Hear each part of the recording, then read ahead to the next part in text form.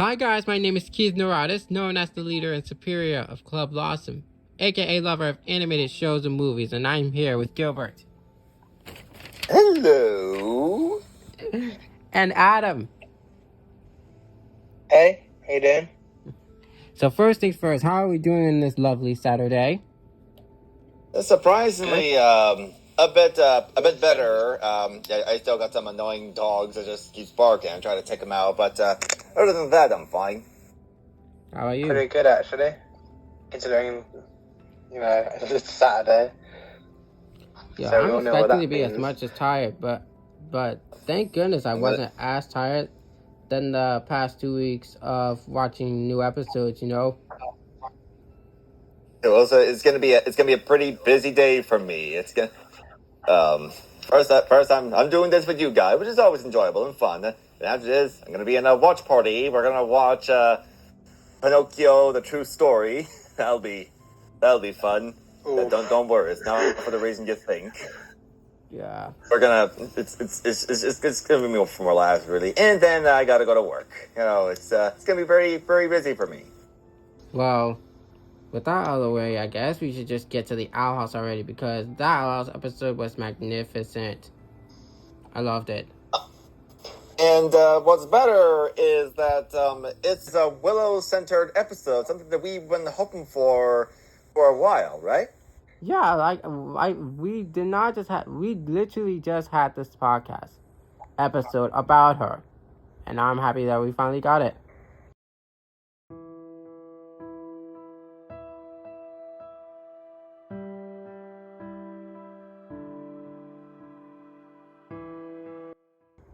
The name of the episode is Any Sport in a Storm. Hunter goes undercover at Hexside for his most important mission yet. Willow is determined to succeed at an exciting sport. Plot B, however, has Amity and Luz searching for the author of the Azura books. I'm surprised that was never even mentioned on the plot. The B plot with Luz and Amity finding the author of the books, that was never mentioned until... That was a big surprise. Dana truly is the master of surprises. You know what really shocked me, like the day before the episode came out, I posted that tonight we're gonna see Bully Luz, and one of my friends told me I seen the episode, it's not, and I'm like, oh man, I'm embarrassed. Probably might happen next week. Maybe it will. but besides that, yes, the Amity Luz B plot was interesting to say the least. But let's focus more on Willow. She wants to form a club. Oh, dang, what was it called again? Flying Derby, I guess. Flying Derby. Yeah, yes, Derby. It's kind of reminds me of that game in Harry Potter where they fly on broomsticks and try to capture the little flying thing. Only it's flags on the sticks. It seems fun. I mean, granted, I'll never play it. Even if I can do magic, I'll never play a game like that. I hate sports. Oh my god! The only sport I know how to play is basketball. Yeah, You definitely wouldn't want me in any basketball games. As for Hunter, we see him trying to sew on his little sigil on his cloak. Very, very poorly, by the way. And then Bellows puts him in charge of the meeting today, of the Coven leaders. And the Coven leaders, they just have to reschedule. I'm surprised to see Rain again. Like, I did not expect to see Rain at all in this episode. And then, of course, the only one who was left was Darius. I forgot the Beast guy's name. Do you remember their names? I have no idea. Wolf. it's the leader of the Beast Coven. Then Darius, and then of course Darius, being Darius, kind of makes fun of Hunter a bit, always following orders, saying he needs to prove himself. And Hunter, I guess he just didn't know how to read the room. Saying that Like, you want me to recruit some people? And Darius Well, like, yeah. that's something that Hunter thought that he wanted to do. Like He know, misread the vibe that Darius was putting. It was like like, you want me to recruit some people to the coven? Darius like, yeah, sure, whatever. like there's really no way people will want to go to the Emperor's cover. I bet there's no one will want to go to that. And that moment was my favorite part because Hunter was like, I never talk to kids my age. Maybe they're like me. They respect rules and authority. No, that's false. And then he walked up to this one guy and he said, "Hey, you! Do you want to join the Emperor's Coven? It's the greatest coven in the world. You just gotta leave your friends and family behind." That's the stupidest thing to say. That's honestly literally the stupidest thing to say. Oh, you can leave your family and friends behind. Like, and then he talked to some other kids. Hey, you know what else is cool? The Emperor's Coven. I heard you can stay up until 6 a.m. Okay, this is turning God. into... This actually reminds me of the Legend of Korra with Tenzin. When he was trying to recruit more airbenders. Oh my god. I know, Adam. I know you have some... I know, Adam. It's not your favorite show, but that's what reminds me of. Tenzin comes in trying to recruit some airbenders. And he talks to this guy eating beef, and Tenzin said, when you join the Airbender Nomads, you won't need to eat meat. All our food is vegetarian. And this other guy, you won't need to worry about material possessions because you won't have any. That's one thing I will say Tenzin and Hunter has in common. They're terrible recruiters. My favorite moment is just the Willow and Hunter part. Like, their dynamic is really great. I also tweeted about how much they really have in common about, how they were being looked down on. Yeah, they were looked down on, not really accepted by a bunch of people. I mean, I know Hunter is part of the Emperor's Coven, but, how many people actually respects him? Pretty much nobody likes him. Lilith didn't like him when he was there. Darius certainly didn't care for him when we see him. I mean, in the end, he's pretty much of a mix, but we'll get to that later.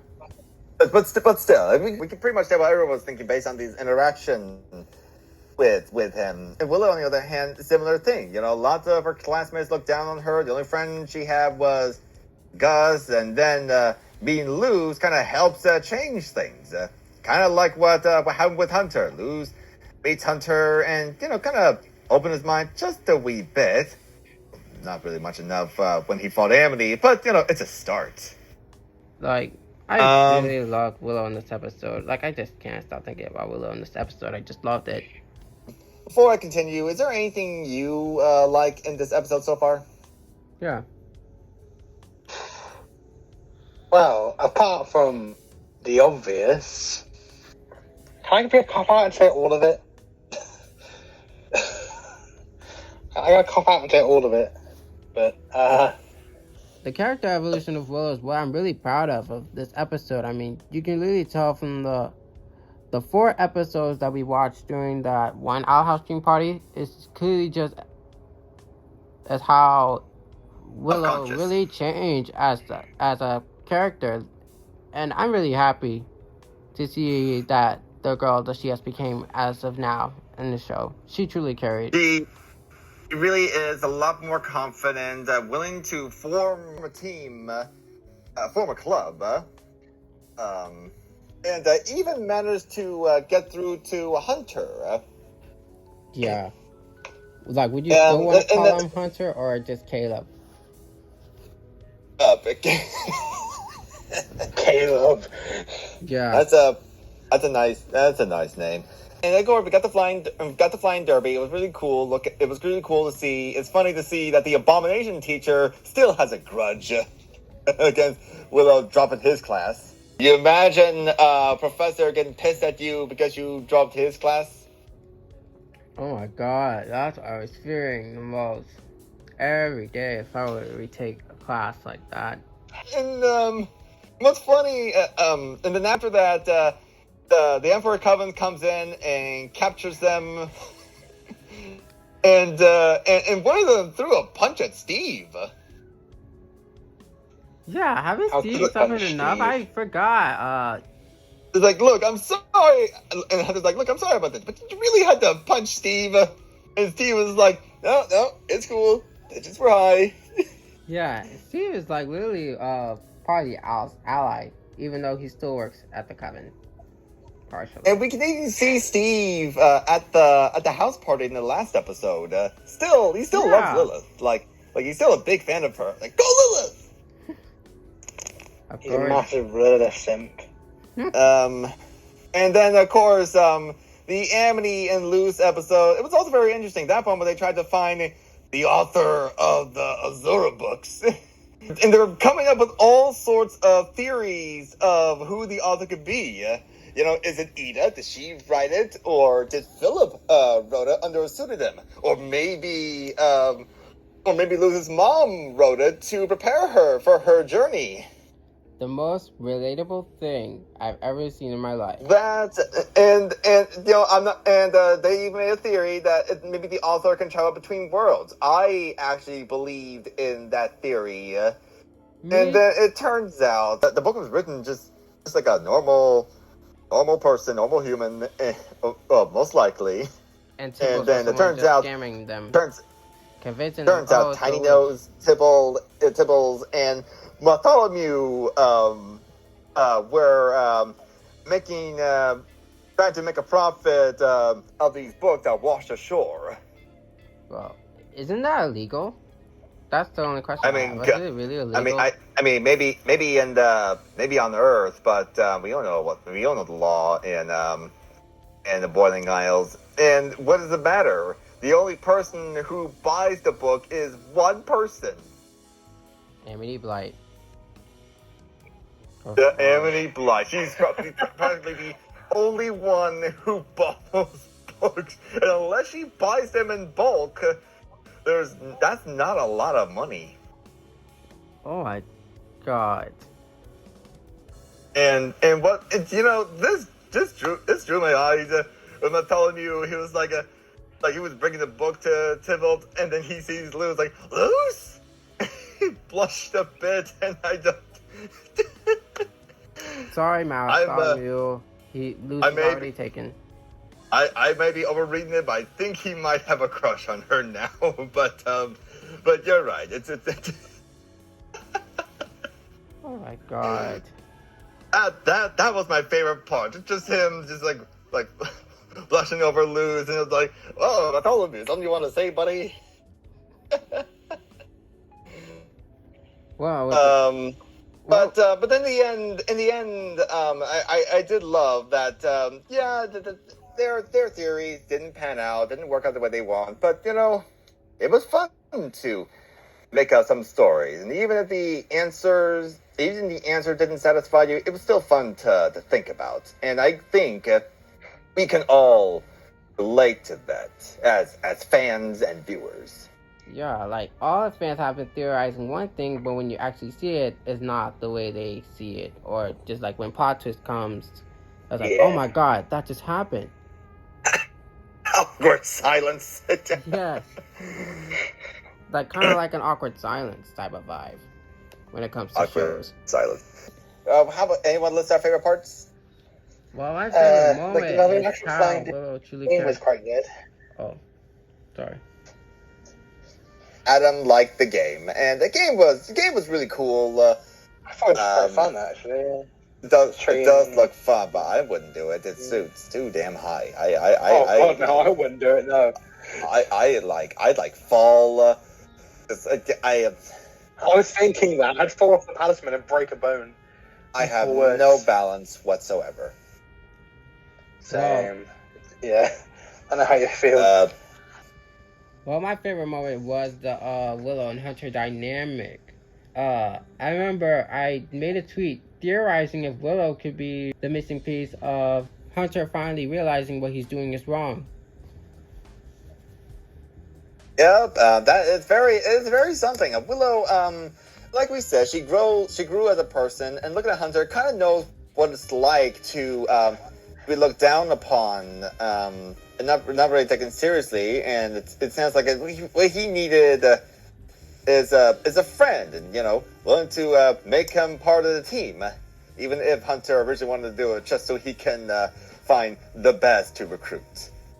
Sorry, I just realised she grew as a person. Plant joke. Oh, did not think that. Someone had to point out. All right. My favorite part, as I told you, the Bartholomew blush, that was my favorite part. It was just so funny. It just feels random. Other favorite part is Hunter's recruitment tactics, which is very, very terrible.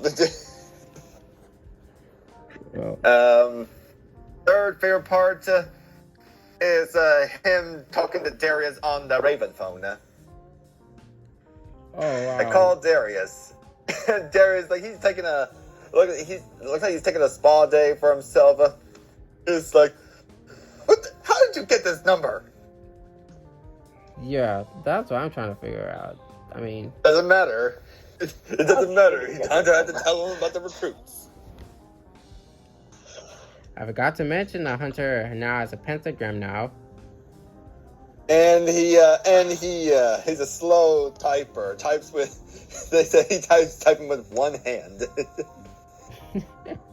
Does he even know how to how to type? Does he know how to use the space bar? Or that's what I'm trying to figure out. God knows what. I mean, we know he can talk to people with the bird phone. It doesn't have a Pentagram account. I'm surprised that Darius even, had him sign up on Pentagram. That's really something. Yeah, that's really sweet. I just hope to God that he doesn't go on the Boiling Isles equivalent of InfoWars. Oh, like what we saw in Elsewhere and Elsewhere? Or was it it's like a bunch of conspiracy theories that the world is a triangle. Oh, yeah, right. I knew it. So how would you rate the episode? Definitely a 9 out of 10 for me. I would say 9, yeah. 9.6, me. Plus, I also want to point out the decoded message that I found. Which, Oh, go on. yes, the decoded message was found when the kids got arrested, when they were in the jail, and it was spotted directly at the bottom left, which translates to above. Yeah, it said above. So now we got the message: seething seas and puppet strings. He no longer dreams of kings as above. Above high or above below? Wait. There's so many questions I want to know about this decoded message, man. This is really Puppet on the string that obviously alludes to Hunter. That Hunter? Oh god, no! Come on. Anyone else want to add to that? Well, yeah, but it could be Hunter being puppeted by Bellows, or Bellows puppeted by the Titan. You never know. Yeah. That's just assuming that the Titan is alive. Yeah, exactly. That's it. We never know. Although I will say, assuming the Titan is alive, it really does remind me of Blood of Zeus with the Giants. The Giants was telepathically talking to Teraphim, and that's how I was able to do all the crap he's done in the show. If you haven't seen Blood of Zeus, I would recommend it if you're into mythology and action. Well, with that said, with that episode, what can you expect for next week, which is Reaching Out? And what's it called again? Underground Rookstools. Reaching Out, the next week's episode to title of the Outlaws? Underground which duels you say? It's called Reaching. It's called that's the summary. The episode's called Reaching Out. Yeah. I forgot the plot of the episode. That's when Amity and Luz has to prove something to Amity's dad. Is that it? Yeah. Okay, good. I have very limited memory. This. Yeah. I bet if Alidor was going to appear in that episode, then I bet Odalia might appear as well. That's the only. God. Yeah. Not her. Ain't that funny? Yeah, that's fun. I don't like her. Well, with that said, thank you all for being in today's podcast. Don't leave yet because we still have Amphibia's Sasha's Angel / Ulm Town Road. Plus, we also has the streaming announcement for the LASM Awards. I'll be having nominees announcement for 3 different weeks, such as today for the shows, the 9th on the movies, and the 16th on the characters, as the event will be on May 20th. So, yeah. So please drop a like and subscribe. Click on the notification bell so that way you won't miss out on the animation content. With that said, I bid you peace. Bye! Say bye, everyone. I. Oh. Okay. I keep surprising you, am I? Yeah.